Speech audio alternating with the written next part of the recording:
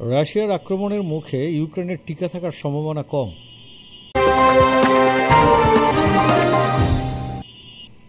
রাশিয়ার আক্রমণের মুখে মার্কিন সহায়তা ছাড়া ইউক্রেনের টিকে থাকার সম্ভাবনা খুবই কম বলে জানিয়েছেন দেশটির প্রেসিডেন্ট ভলোদিমির জেলেনস্কি। যুক্তরাষ্ট্রের সংবাদ মাধ্যম এনবিসির meet the press with Kristen Welker শীর্ষক অনুষ্ঠানে এক সাক্ষাৎকারে ভলোদিমির জেলেনস্কি কথা বলেন। জেলেনস্কির সাক্ষাৎকারের একটি ছোট অংশ গত শুক্রবার প্রকাশ করা হয়েছে। পুরো অনুষ্ঠানে আগামীকাল রোববার সম্প্রচার করা হবে। মার্কিন সহায়তা পাওয়া না পাওয়ার পরিণতি সম্পর্কে বলতে গিয়ে সাক্ষাৎকারে জেলেনস্কি বলেন, সম্ভবত এটি খুব কঠিন হতে পারে।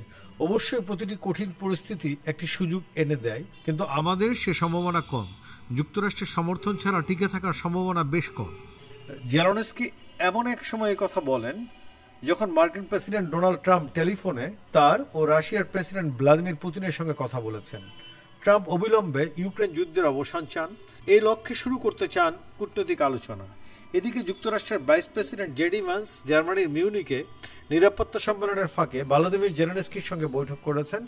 বৈঠকে রাশিয়ার সর্বাত্মক আক্রমণের উপর আলোকপাত করেন দুই নেতা।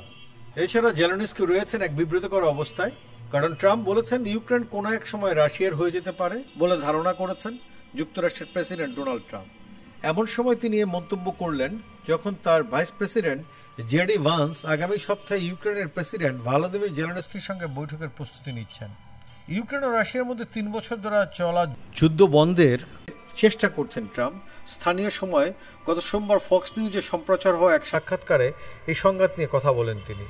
সাক্ষাৎকারে ট্রাম্প বলেন, ইউক্রেন একটি চুক্তি করতে পারে, নাও করতে পারে। তারা একদিন রাশিয়ার হয়ে যেতে পারে কিংবা রাশিয়ার নাও হতে পারে। ইউক্রেনকে দেওয়া যুক্তরাষ্ট্রের সহায়তার বিনিময়ে মুনাফা অর্জনের উপরও জোর দেন ট্রাম্প। এক্ষেত্রে দেশটির বিরল খনিজের মতো প্রাকৃতিক সম্পদের বাণিজ্যের বিষয়ে জোর দেন তিনি। শিগগিরই নিজে ইউক্রেন বিষয়ক বিশেষ দূত কেইথ গ্যালককে কিয়েভে পাঠানোর কথা সোমবার নিশ্চিত করেছেন ট্রাম্প। যুদ্ধ বন্ধে কেইথকে একটি রূপরেখা তৈরির দায়িত্ব দেওয়া হয়েছে। এদিকে ট্রাম্পের মন্তব্যের কয়েক ঘন্টা পর ক্রেমলিন বলেছে ইউক্রেনের উল্লেখযোগ্য অংশ রাশিয়ার অংশ হতে চায়।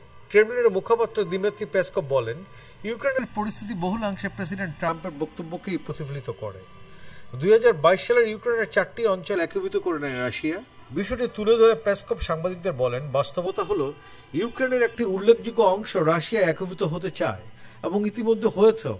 এই ধরনের কোনো বিষয় হওয়া বা না হওয়ার ক্ষেত্রে সমান সম্ভাবনা রয়েছে বলেও মন্তব্য করেন তিনি। এদিকে যুদ্ধবন্ধে সম্ভাব্য চুক্তির বিষয়ে প্রেসিডেন্ট ট্রাম্পের সঙ্গে সরাসরি আলোচনা করতে প্রস্তুত আছেন বলে জানিয়েছেন রাশিয়ার প্রেসিডেন্ট ভ্লাদিমির পুতিন। গত রোববার নিউ ইয়র্ক পোস্ট এর এক প্রতিবেদনে বলা হয়, ট্রাম্প ইতিমধ্যে বিষয়টি নিয়ে ব্যক্তিগতভাবে পুতিনের সঙ্গে কথা বলেছেন। এই ফোন আলাপের বিষয়টি স্বীকার বা অস্বীকার কোনোটিই করেনি ক্রেমলিন।